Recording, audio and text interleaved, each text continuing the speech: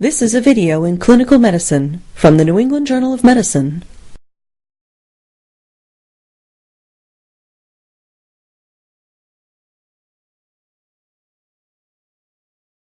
Common indications for nasogastric intubation include decompression of the GI tract in patients with bowel obstruction and gastric emptying in intubated patients to prevent aspiration.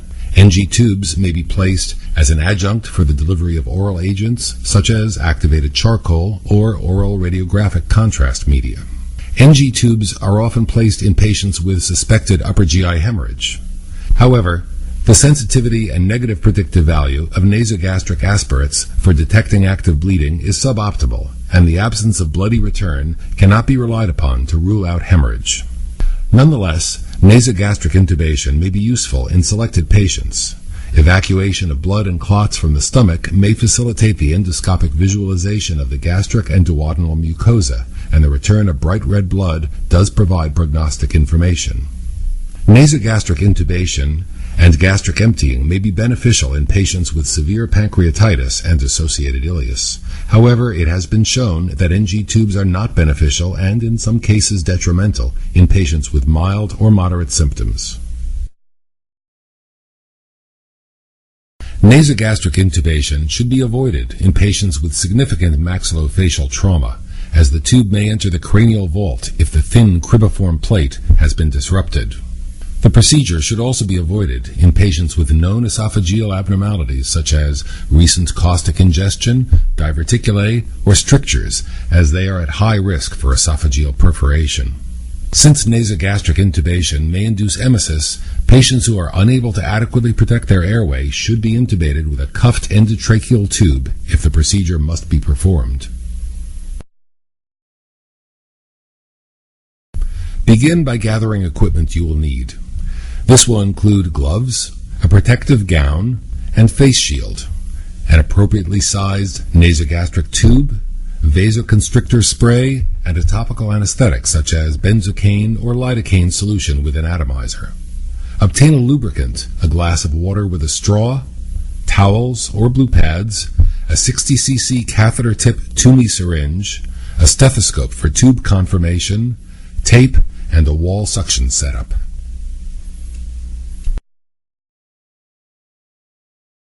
Have the patient breathe in through each nostril to assess which side is more patent.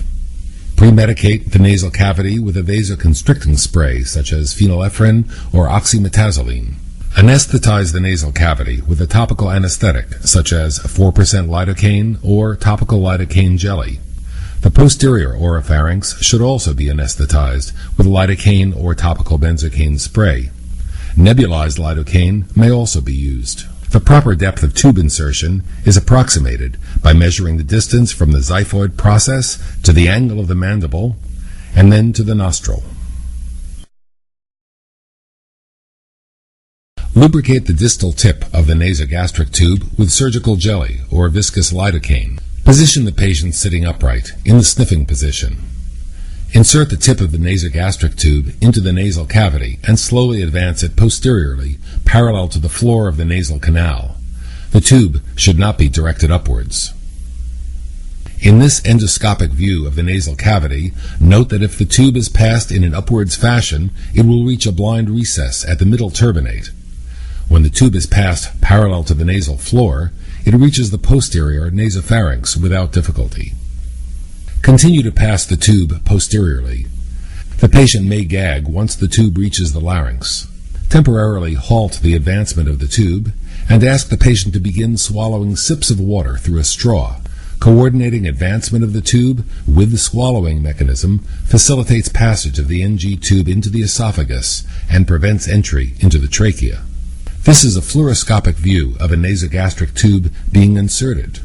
As the tube reaches the level of the larynx, advancement is temporarily halted.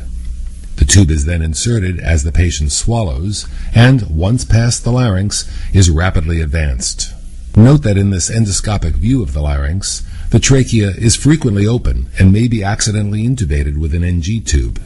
Note also that as the patient swallows, the laryngeal apparatus arises and the epiglottis covers the glottis, preventing tracheal entry, Once past the larynx, the tube may be inserted rapidly to the predetermined depth. Check the black markings on the tube to confirm proper depth of insertion. Assure that the patient is in no respiratory distress and is able to speak.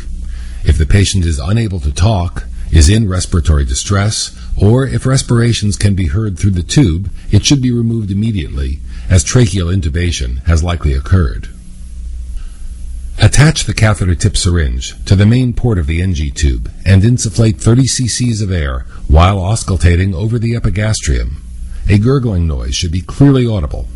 Using the same syringe, aspirate the NG tube and ensure that it fills with gastric contents. It should be noted that auscultation and aspiration may occasionally provide false positive results. Therefore, radiographic confirmation of tube placement by visualizing the NG tube's descent below the diaphragm should be obtained prior to infusion of any substance, such as activated charcoal or oral contrast media. The tube should be secured to the patient prior to transport to the radiology suite. Take a 5 to 7 centimeter strip of adhesive tape and tear it vertically for 1/2 of its length. The wide section is placed across the patient's nose, and the two tails are then wrapped in opposite directions around the NG tube. You may now connect the nasogastric tube to suction. Turn on the suction and adjust the vacuum force as desired. Minor complications of NG tube insertion include epistaxis, sinusitis, and sore throat. More serious sequelae include esophageal perforation, pneumothorax, aspiration, and, rarely, intracranial placement.